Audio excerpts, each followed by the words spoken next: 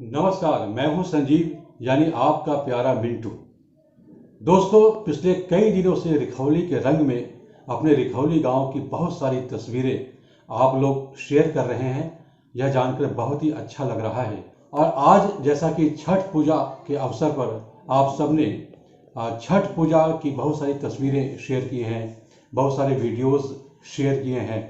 उन सब को देखकर मैं बहुत ही नॉस्टैल्जिक हो गया और आज से करीब 20-25 साल पुराने दौर में मैं चला गया, जब मैं रिखौली गांव में रहा करता था। हमारे गांव के तमाम लोगों ने जो वीडियोस शेयर किए हैं, जो तस्वीरें शेयर की हैं, उन सब के आधार पर हमने एक छोटी सी प्रस्तुति तैयार की है, जो कि सीतांचल सेतु पर आप सब के लिए हाजिर है। आप सब इसे पूरा ज़रूर देखिएगा और यह कतई मत सोचिएगा कि इन तस्वीरों में कौन से लोग आ पा रहे हैं और कौन से लोग नहीं आ पा रहे हैं, क्योंकि पिछले 20-25 सालों के दौरान बहुत से चेहरे बदल गए हैं, बहुत सारे बच्चे बड़े हो चुके हैं, बिल्कुल नई पीढ़ी सामने आ चुकी है। मैं बहुत सारे लोगों को नहीं पहचानता हूँ, इसलिए हमारा यह कतई इरादा नहीं है कि किसी को मैं दिखाऊं या फिर किसी को नहीं दिखाऊं।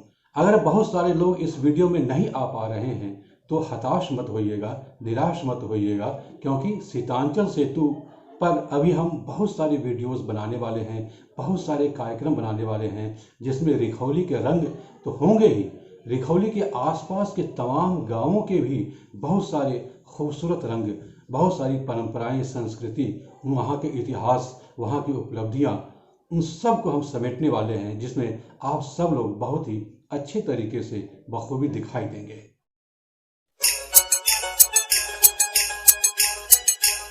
रिखौली के रंग की इन तस्वीरों को देखकर मैं बहुत रोमांचित हो गया। 2-2.5 दशक गुजरे ज़माने में चला गया। तब ऐसे द्वार कहाँ सस्ते थे, तब ऐसी पट्टियाँ कहाँ नज़र आती थी, तब ऐसी रंगीनी कहाँ दिखती थी, तब ऐसे बैनर कहाँ नज़र आते थे। लेकिन आज तो बहुत कुछ बदल चुका है।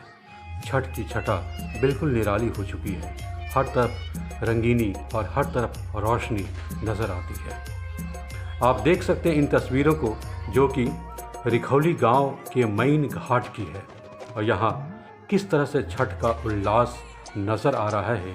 और जो हम बचपन में देखा करते थे, कुछ उससे ज़्यादा उल्लास अब दिखाई देता है, क्योंकि नई पीढ़ी है और नई पीढ़ी बहुत जागरूक हो चुकी है। नई पीढ़ी सोशल मीडिया से जुड़ी हुई है, नई पीढ़ी पूरी दुनिया के रीति रिवाजों से जुड़ी हुई है, पूरी दुनिया की गतिविधियों से जुड़ी हुई है।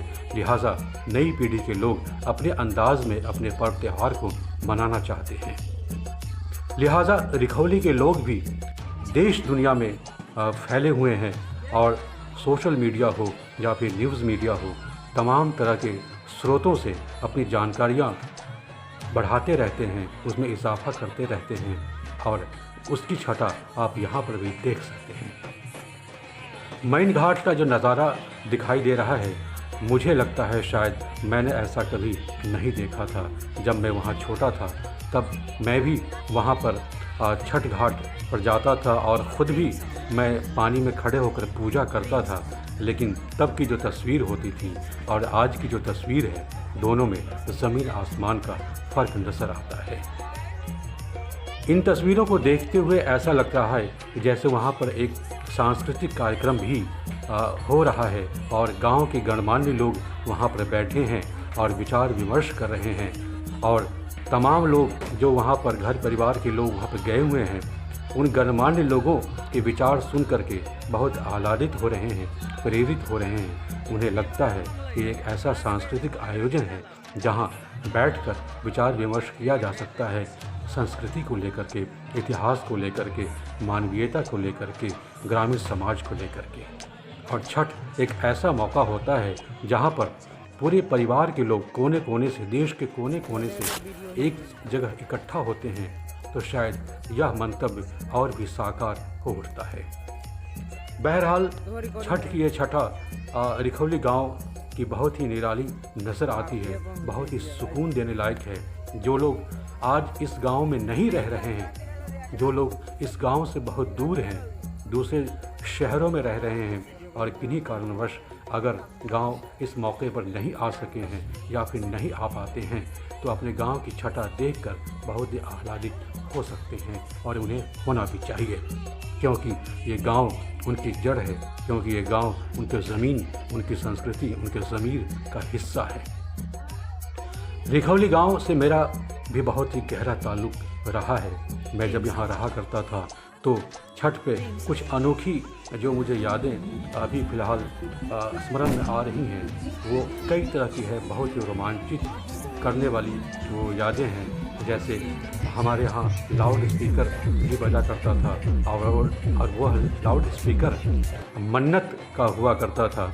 जब हम बहुत छोटे थे तो लाउड स्पीकर वाले आते थे वहाँ पर, लाउड स्पीकर बजाते थे, गाने सुनाते थे। आम तौर पर भजन कीर्तन भी बजाते थे, लेकिन फिल्मी गाने भी बजाते थे। और ऐसे में इस मौके पर जबकि सबके घर में छठ पूजा होती है तो वह लाउड स्पीकर वाला भी उसी दिन कभी कभार छुट्टी कर जाता था या फिर नहीं आना चाहता था और कह देता था कि आप लोग खुद ही बजा लीजिएगा, आप लोग मन्नत उतार लीजिएगा। तो ऐसे में मुझे तो लाउड स्पीकर का बजाने का कोई ऐसा अनुभव था नहीं, लेकिन संयोग देखिए कि मैं कोशिश करता था तवे को रखने की, किसी तरह से उसे चलाने की, बैटरी को यूज़ करने की, जो उस समय की तकनीक होता था उसके आधार पर, और फिर मैं लाउड स्पीकर बजाता था, उसे साइकिल के कैरियर पर रख करके छठ घाट पर लाता था और उसे वापस फिर घर ले जाता था। इसमें कई बार तो ऐसा भी होता था कि बैटरी डाउन होती थी या जिसे आप ख़राब कहते हैं तो गाने कम बजते थे, लेकिन मन्नत है, मन्नत तो छठ की एक महानता है, इसे उतारने की अपनी एक खास परंपरा है। मैन घाट पर जो आप इस वक्त तस्वीर देख रहे हैं वह मैन घाट अपने आप में बहुत ही ऐतिहासिक माना जाता है। इसकी बहुत ही गहरा सांस्कृतिक इतिहास है। किसी ज़माने में इसे कहा जाता था नीली झील, और वह नीली झील कहते हैं लखनदेई नदी, जिसे प्राचीन काल में लक्ष्मणा नदी के नाम से जाना गया है, उसी का अपभ्रंश लखनदेई नदी है। और उस लखनदेई नदी का ही यह नीली झील एक टुकड़ा इस गांव में रह गया, जिसका स्रोत चारों तरफ से टूट गया। तो बाद में वह अपभ्रंश होकर के आम बोलचाल की भाषा में इसका नाम मईन हो गया। हो सकता है इसके पीछे की और भी कोई कहानी हो सकता है इसके पीछे का और भी कोई सांस्कृतिक इतिहास हो जिसके बारे में अनुसंधान किया जाना चाहिए। और जो गांव के गणमान्य लोग यहाँ पर संगोष्ठी करते हैं, गांव के जो विद्वत जन ग्रामीण संस्कृति के बारे में, उनके इतिहास के बारे में गहन विचार विमर्श करते हैं, उस पर अनुसंधान करते हैं, उन सब को अपने सांस्कृतिक स्रोतों के बारे में और अनुसंधान और चिंतन करना चाहिए। जहाँ तक मुझे लगता है कि इस गांव में बहुत सारी ऐसी निशानियां हैं जिनको लेकर के अभी चिंतन मनन करने की प्रक्रिया शुरू की जानी चाहिए। तो मैन घाट भी अपने आप में एक इतिहास बोध लिए हुए है, एक सांस्कृतिक इतिहास बोध लिए हुए है, जिसके बारे में उसका स्रोत खोजा जाना चाहिए। तो आप ये छठ की छठा जो देख रहे हैं, इसमें बच्चे लोगों को देखिए किस तरह से उल्लास मना रहे हैं। बच्चों के बीच बहुत ही एक जोश होता है, एक जुनून होता है कि एक साल के बाद कुछ ऐसा मौका आता है नए कपड़े फिर से पहनने का। देखिए फिर से सांस्कृतिक संगोष्ठी की तस्वीर आपके सामने दिखाई दे रही है। और बच्चों के बारे में मैं कह रहा था कि बच्चों के बीच एक बहुत ही एक उत्साह का कारण होता है जब वो ऐसे मौक़ों पर नई पोशाक पहनते हैं और बड़ों के बीच जा कर के बहुत तरह की ऐसी गतिविधियां करते हैं जिनसे वो जानकारी हासिल तो करते ही हैं, साथ में उनकी कुछ सीमा रहित कुछ ऐसी गतिविधियां भी हो जाती हैं जिसको लेकर के उन्हें डांट टपट भी पड़ती है। लेकिन फिर बच्चे तो बच्चे ही हैं, उत्साह में बहुत कुछ कर जाते हैं। तो छठ का ऐसा मौका होता है जब बच्चे खूब खेलते भी हैं और भजन कीर्तन में भी शामिल होते हैं। पूरी तरह से धार्मिक वातावरण में वो शामिल हो जाते हैं। एक बार फिर से देखिए कि किस तरह से ये सांस्कृतिक संगोष्ठी की तस्वीर आपको दिखाई दे रही है। इसमें गांव के गणमान्य लोग बैठे हैं और ये बहुत ही अच्छा लग रहा है। मुझे याद है उस ज़माने में, आज से 20-25 साल पहले के ज़माने में ऐसी संगोष्ठी नहीं होती थी, लेकिन अब अगर यह संगोष्ठी हो रही है तो यह बहुत ही सुकूनदायक संगोष्ठी है।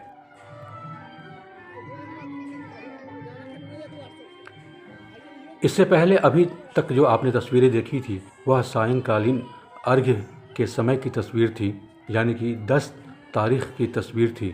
और इस वक्त जो आप तस्वीर देख रहे हैं वह सुबह के अर्घ्य के वक्त की तस्वीर है। सुबह के अर्घ्य का जो वक्त होता है उस समय शाम के मुकाबले कुछ ठंडक होती है, लिहाजा बच्चों को आप देख सकते हैं जिस तरह की उन्होंने पोशाकें पहन रखी है वह ठंड से बचाव के लिए तो है ही। बुज़ुर्ग और महिलाएं भी शॉल ओढ़े हैं और गर्म कपड़े उन्होंने पहन रखे हैं। पानी में जो खड़े हैं व्रती, उनको भी आप देख सकते हैं कि किस तरह से ठंड का बचाव करते हुए व्रत का पालन करना अपने आप में एक बहुत ही कठिन टास्क हो जाता है। लेकिन फिर भी छठ की जो अपनी एक महत्ता है, उसका जो इतिहास है, उसे जीवंत बनाए रखना भी हमारी ही जिम्मेदारी है, हमारी पीढ़ी की जिम्मेदारी है। और हमसे पहले की पीढ़ियों की भी वह जिम्मेदारी थी और हमारे बाद जो आने वाली पीढ़ियां हैं उनकी भी यह जिम्मेदारी है कि हम अपने सांस्कृतिक बोध, हम अपने इतिहास बोध, हम अपने आध्यात्मिक बोध की परंपरा को आगे बढ़ाए रखें, जो कि इन तस्वीरों में साफ साफ दिखाई दे रहा है। सुबह की तस्वीर है और ये तस्वीर रिखौली गांव की है। और रिखौली गांव, जैसा कि हम आपको बता दें, यह बिहार के सीतामढ़ी ज़िले का एक अनूठा गांव है। रिखौली के बारे में बहुत सारी कहानियां हैं जो कि सीतांचल सेतु के दूसरे वीडियोस में आपको देखने सुनने को मिल सकती है, तो आप उन वीडियोस को भी ज़रूर देखिएगा। तो आज की इस वीडियो में फ़िलहाल इतना ही। फिर मुलाकात होगी सीतांचल सेतु पर नए रंगों के साथ। नमस्कार।